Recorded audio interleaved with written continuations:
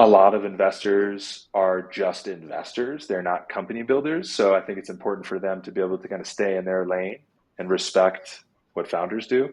Also, a lot of investors are former builders. And so those are the folks that I'm most interested in taking advice from as a founder. In this episode, I speak with Nick McEvily, a seasoned fractional chief product officer, serial entrepreneur, and founding partner at Further Faster Ventures. Before this, he co founded Mode Mobile. I would also like to take a moment to thank our sponsor. This episode is sponsored by Brella. Brella is the world's leading event app for conferences and trade shows that prioritize high quality matchmaking and networking. Check out brella.io/event-app. Hey Nick, thanks for joining me on the podcast. Let's talk product. Yeah, let's talk product. Do you want to give a brief intro about what you're doing right now and where you're at? Yeah, sure. I'm currently a fractional chief product officer or product leader. Mhm. I get down in the weeds with early stage product companies, Series A, seed, pre-seed, doing customer interviews, translating those customer interviews and surveys and competitive analysis into insights and recommendations for product, sales, marketing, hiring, fundraising teams, all that coming from users. And then help teams build out their product departments when they found a little bit of product market fit. And the reason why I do that now is because I spent about the last 10 or 12 years doing that for myself and for at least 100 other startups. I've been really fortunate to raise over $50 million in my career and advise a lot of early stage companies that have done really well. And I've learned a few patterns along the way that Hmm. I'm excited to share with your listeners. Did you start as a product person and a product manager? I don't think anyone really starts as a product manager. Maybe they do these days, but They do these um, days. they do yeah, these days for I sure. guess, but when I was coming up, like a product manager was kind of someone who just had decent organizational skills and maybe some OCD, Yeah. and was given some access to Jira, and um, and I think it's really evolved now. It's become a craft in its own right, and Yeah. I came into product management through product design. Mhm. I have a really I've done some I have a unique background in design and how I've explored design and understood design. I was at a great program at Cornell called Human Centered Design that explored design through three lenses: the product, ergonomics, interiors, and buildings. And I got the entrepreneurial bug there in grad school and decided to start a tech company and needed to then learn UX. And so I've kind of learned all of the design disciplines a little bit and then chose to get really good at digital product design because that was what was hot and interesting and exciting when I was leaving school. And so shortly after, I started to apply my design skills to company building and have been doing that for the last 10 years and have a couple of fun tools that I use, mainstays in every company that I build personally and those that I founders I work alongside um, that I think we'll cover throughout the episode today. Awesome. Besides helping startups, in our last conversation, you mentioned you're also testing out a couple of ideas. Do you want to talk about those, or keep that under wraps for now? Yeah, I could definitely talk about them generally. Is that Yeah. would that be helpful? Like a general discussion? Okay. Yeah, I've explored some businesses outside of software, which I've done at different points in my career, but with a lot more focus now. Um, to physical products and a hospitality experience, and I've learned that a lot of the design skills that we use in user experience design um, and software design are and product management are super applicable to other industries. And so I've just kind of been translating those lessons into consumer packaged goods. I'm starting a canned water company, and I made an attempt earlier this year to do a jewelry company. I don't know if you guys can see this, but my friend Max Davis built these really cool 3D printed pendants that are personalized. They have your initials, a letter on both sides. It's really architectural. It's a beautiful product And everywhere I go, people comment on them. And I thought that was product market fit. Mm. But then I put $5,000 into advertising and marketing as like a test, and no one bought a single pendant. And I ran into a couple of issues in supply chain. So I had to put that one to bed, or at least shelve it. And also started a hospitality experience, like a food, liquor, spirits tasting experience, focused on mezcal, which is the ancestral spirit of Mexico. So it's got a really interesting story, and it's got a ton of complexity, and it's growing in popularity across the United States, especially. So there's a lot of interesting stories to tell, and I tell it in a really beautiful space. Um, and the canned water company is really just an experiment in water security. I'm interested in building a product, a consumer product, where a significant portion of profits go to a cause that's related to that product. Mm. And so I've chosen water, and water scarcity and security is a big issue across the world. Yep. Um, North America, South America, Central America, all over India, all over China. Yep. We're just using water at an unsustainable rate.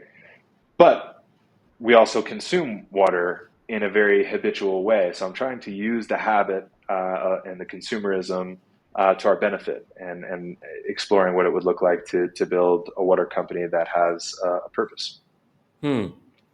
And so for the one where you ruled out product market fit pretty soon, the pendant, um, were the ads featuring you? Because it seems like people No, were excited about you wearing the jewelry. maybe. No, I had a professional photographer who became a personal friend, Sebastian Bergar, do a couple of photos for the two SKUs that we were going to launch with. The photos came out beautifully. We set up a little Instagram. I dabbled in influencer marketing, Yeah. um, and learned a lot along the way. I think all of that, I was really proud of the deliverables on all of those, the influencer campaigns, the look of the website, the look of the photos, the product photography, the Instagram, the merchandising and the e-commerce and stuff. But it just stopped giving a return. And I usually set a cap. I come up with a number when I'm about to start a business where, like, I don't think this is worth me spending more than X in order to learn Y. And I hit that mark. And for the safety of my own savings account and my relationship with my wife and family, I decided that I should probably hang that up for now. Yeah. No, makes sense. Earlier, when we spoke, we also spoke on product market fit, of course, and how you pivoted at Mode. Um, Mm-hmm. that was an interesting journey. Do you want to walk us through on how and why you pivoted? Sure. We've got the genesis, I think, of the company started as an app builder, a mobile app builder that you could drag and drop components and functionality, like a Google Map thing, a PDF plugin for menus, lists, different types of components, kind of like Squarespace, but for mobile apps. And you could one-click publish to both app stores, and it worked really well. Hmm. I think it was best in class in terms of design. There were a couple of other app builders out there, all of which have declined. So it wasn't just us. But what we learned in that process is that after we built a great app for a deli, or there are a couple of musicians that we built some mobile apps for their fan bases. It was up to those businesses or influencers at the time. I don't think the word was used at that time, to market the application to their audience. And that was a whole separate job, right? You have to do app store optimization. So there's things you need to do ASO in the app stores Yep. to find that and make that app discoverable. Then you have to also drive traffic to the app store, Yep. in person, through other advertisements online, etc.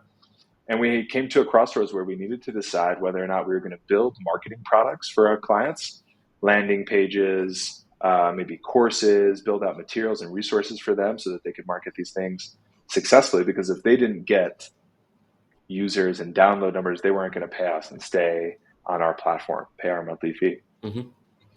Or were we going to kind of, change our direction and explore other business ideas? Because this felt like a pretty immovable obstacle for us.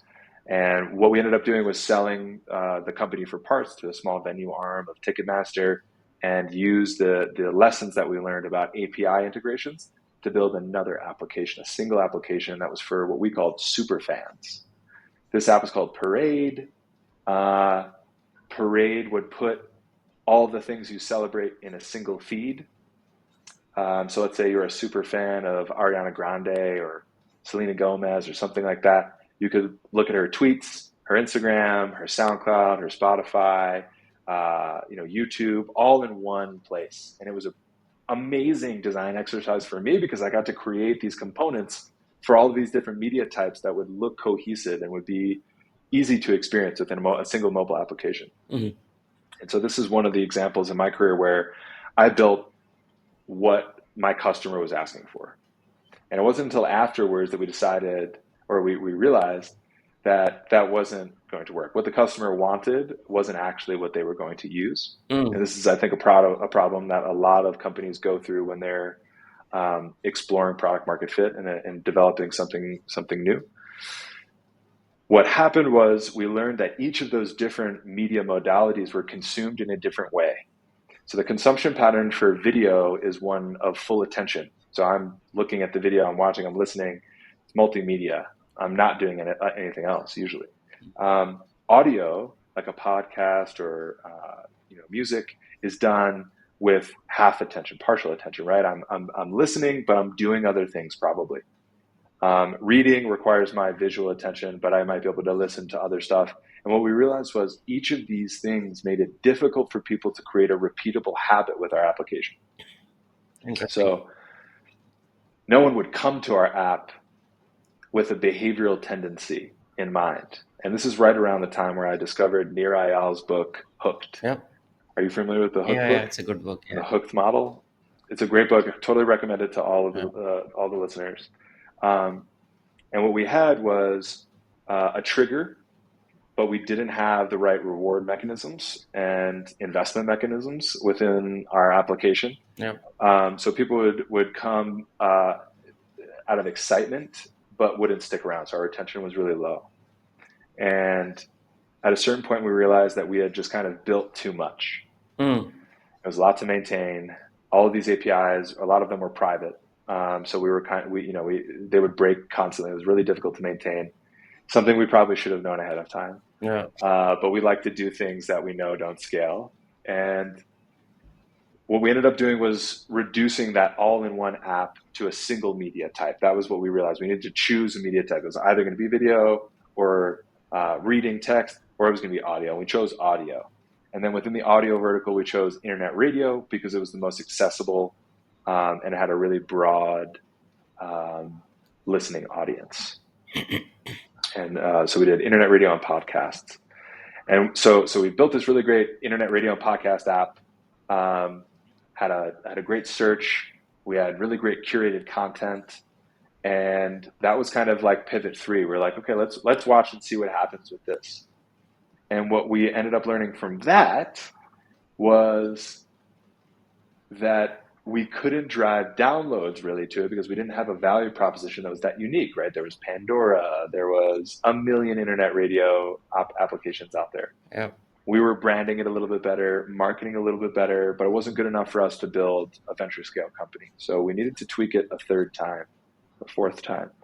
And what we realized was a really interesting incentive was rewarding people for their time and attention. So the idea came about, which really is the basis of Mode Mobile today, which is how can we take a media-enriched environment like a podcast application, a radio application, and pay people for the attention and time that they were giving us. And I remember the slogan, it was get paid to play. Oh, nice. And our customer acquisition cost on that was like sub 40 cents or something. It was like super low. And what we ended up building was this ecosystem where people could look at an ad or let's say a few ads throughout the day, take a survey or two throughout the week, download an application that they were interested in, and they would get paid over the course of a month, sometimes $10, $15, $20. And we built this credit system inside the application that would accumulate based on your attention and time, and you'd be able to use those credits to buy things like gift cards media subscriptions, actual physical goods. And that evolved over time and ended up becoming a blockchain concept so that we could make the attention ledger immutable and that those credits would be able to be spent more to be transferred a little bit more easily into other networks. And so that coin, I think, is going to be launching really soon. And that's where we were able to capitalize. We were able to do a security token sale for that attention token, which is kind of a category within cryptocurrency in 2017, 2018. We were able to capitalize the company with $36 million within like a month or two. It was a really fast capital raise, fastest in my career. And kept the company kind of running for the following few years so we could innovate and build a demand side economy, i.e. users and attention for our token to be used ultimately. So the credit system is going to be transitioned to this cryptocurrency, I believe. Nice. Wow, I didn't see that coming from where Yeah, you started to a crypto. That's a yeah. that is It's some out. It journey. was out of innovation and necessity. Yeah. So, what was the business model on the business side? Um, so what we would do is, let's say in a normal circumstance, um, you would show an ad to 1,000 people and you would get 10 cents. I would get 10 cents. And I'm making up these numbers, easy round numbers. Yeah. Instead of me getting 10 cents, I would get 5 cents and I would split the rest of the 5 cents with all of those users. Um, and it starts off incrementally really low, but if you get high paying merchandise like cars or insurance policies or these types of things where the advertisers will actually pay quite a bit, dollars, not cents. It starts to get really interesting, and it builds this kind of economy within itself. And then that application ended up becoming an operating system for Android devices, and yeah, it's now sold in 7-Elevens and a couple of drugstores and stuff across the country. Nice. And so you almost have had to build ad network. Did you use some third party infrastructure to build that kind of network, or it was more in house? Yeah, it was a mix. It was a mix of both. We started off using programmatics, and I think over the years that those have become a little bit less effective. So we needed to build our own internal ad network, and we did. That was head up by Josh Moyer for a couple of years, and has scaled to be a cornerstone of the business. Nice. Interesting. Like, what made you leave mode? Yeah, mode was scaling super fast. Right, we had a solid amount of capital. We had really clear plans. Um, And at some point, I realized that I liked the 0 to 1 moment less than the scaling. Yeah.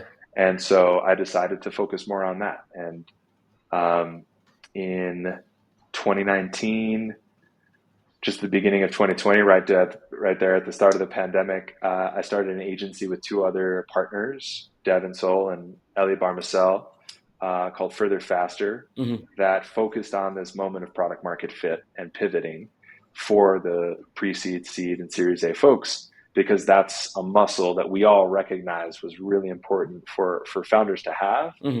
And if they didn't have it, it was really important for us to be able to teach it to them and do it, help them through it. And after our time together, they would often be able to do it on their own, which is a super valuable skill, in our opinion, to have as a founder. We spoke a lot about VC money and the perils that come with it and the Yeah, advantages that you have when you raise money. Um, the information flow isn't as transparent as it should be between investors and early stage founders. Uh, yeah, did you experience that um, in your yeah, case? yeah. And I ended up actually building a platform for venture capitalists and learned a lot more about them. Mm, As a founder, I did my best to build great investor updates. mm, Um, I even got complimented from one of my investors saying that ours was the best that he had in his portfolio, which is very flattering. Um, from the VC perspective, they have a story to tell. So GPs at venture capital firms are beholden to their limited partners, the people that filled their fund with capital. yeah. Um, And those folks either have a managed family office or are high net worth individuals themselves and have gotten there through a lot of intense work, uh, usually not just luck. And the expectations for limited partners for GPs is really high, right? Someone who already has millions of dollars has a financial plan that spans every potential vertical, right? They've got treasuries, they've got bonds, they've got stocks, they've got a diversified portfolio, they've got property, etc. And venture capital is one that is supposed to give them a 10 to 100x return Mm-hmm. instead of the 7% of the stock market or 10% or something like that of a treasury. And or 5%, 6%, depending on the economy. Yeah. And so GPs need to make their performance look really good. They need to make their investments sound like they're doing great. Yeah. And sometimes when the founders also want to be making sure that the GP, right? So there's narrative spins at every step. Yep. The founders want the VCs to stay calm, and so they spin everything to make it look as good as possible, leave out some blunders and details, and then the GPs do the same exact thing to the LPs. Yeah. And so there's a lot of spin, and so transparency, even though it would benefit everybody, I think, Yeah. and the market at large, and would increase, things like meritocracy. Transparency is disincentivized at every stage of the process, and that's really unfortunate to see in private capital, just in private business, just generally.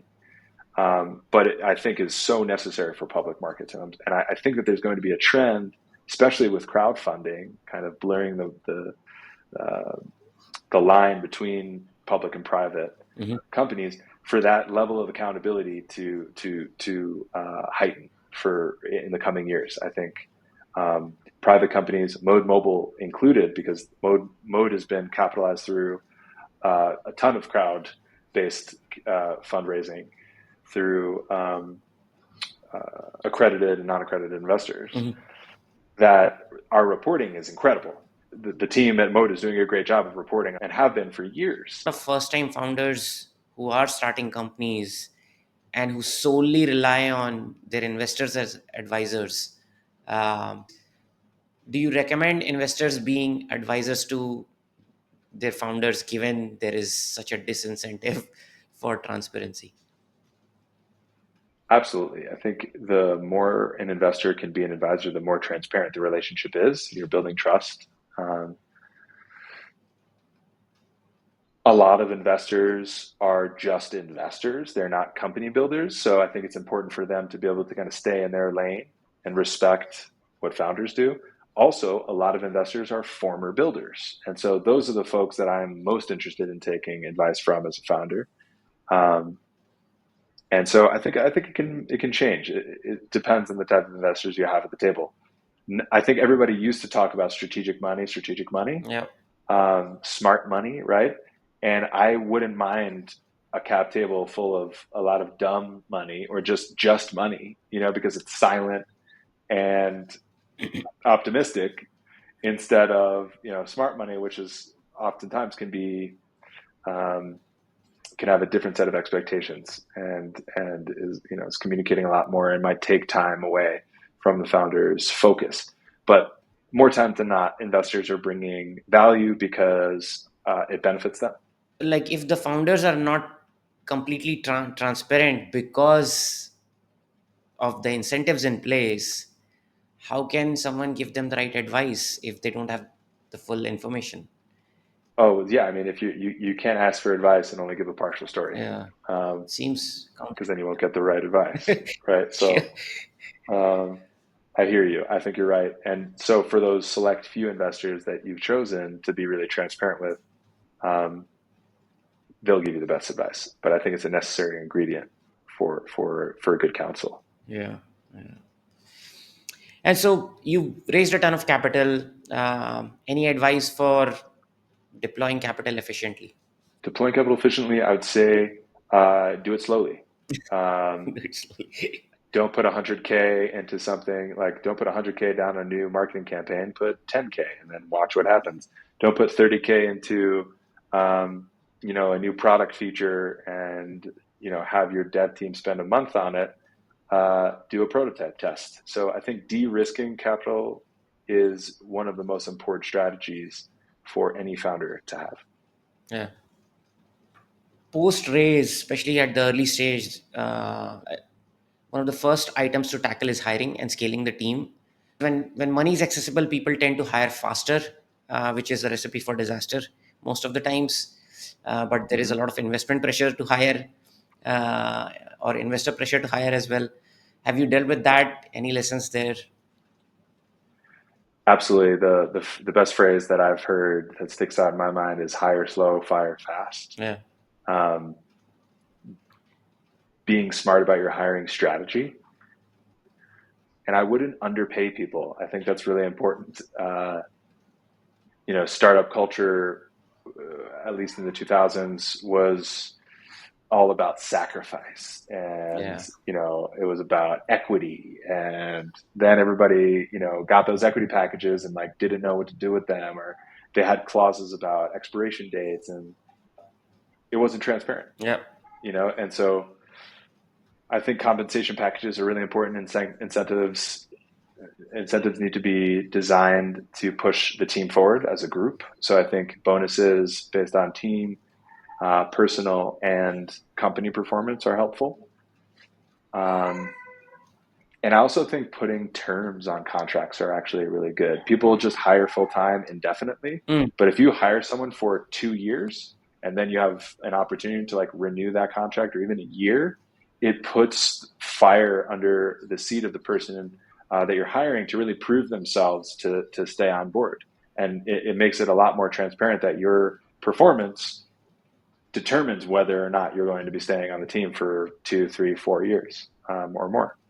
Oh, that's a The other thing I would, yeah, and the other thing I think I would do is give someone a clear path. A lot of times in startups, departments are really nebulous. And so even if your path changes, making sure that that person knows where they're going and what they're going to be responsible for in a year from now or 2 years from now. Will they have a team? Will they be, changing department or changing focus? Will their KPIs be different? I think all of that stuff is really important for you to lay out for people so that they know what direction they're going in and they can optimize for that. Otherwise, you've got someone who kind of doesn't know what direction they're going in. They're hoping they're going to keep their job. They're not sure for how long. And a lot of the guardrails I just mentioned provide that clarity and give people a little bit more sense of security, which is really important. Yeah, makes sense. Good recommendations. Yeah. As someone who started multiple businesses, what appealed to you about fractional work, and you see yourself continuing doing this, or you want to scale back and focus more on your startups? I'm kind of doing both in tandem. Yeah. And I think that's one of the benefits of fractional work. It gives me a little bit more time, gives me like 5-10 hours extra every week that I wouldn't have had if I was working a full-time role. Yeah. Um, are you familiar with the venture studio model Yeah. though, Yeah. Yashesh? Yeah. I am. Yeah, so I became obsessed with the venture studio model like 5 years ago. Okay. And my hope was to turn Further Faster, the agency I started, into a venture studio. So it would be like a self-funded, revenue-based venture studio. We never hit the revenue target that I was hoping for. And I kind of realized that I could be a venture studio of one. And so one of the beauties of fractional work for me is that it gives me exposure to a number of different companies and a couple of different verticals. And I get to choose the horse like a VC would with 10x the diligence, right? I'm in this company talking to the customers, understanding how the leaders are making decisions. And when I find a company that I really believe in, I work hard to earn equity in that company. And so over the years, I've been able to get on cap tables across a couple of different industries in a way that feels good to me in terms of the time value trade. So instead of me working full time, 40 hours, getting a few percentage points or fractions of a percentage point in a company, I'm now getting significant percentage across 5 or 10 companies over 5 or 10 years, and staying sharp along the way, not getting furloughed in the executive role, just talking about management. I actually get to keep building companies, which is the stuff that lights me up. Yeah, because you enjoy the early journey. Yeah, that's a nice way Exactly. to put it. Venture studio of one. Wow. Yeah. We've covered a lot. We've covered everything that we kind of outlined. Um, Yeah. um, Thanks for taking the time. It was a fun chat, and I really enjoyed our Likewise. conversation. Likewise. Vishesh, thanks for having me on. If you found this valuable, you can subscribe to the show on Apple Podcasts, Spotify, or whatever your favorite podcast app is. See you in the next episode.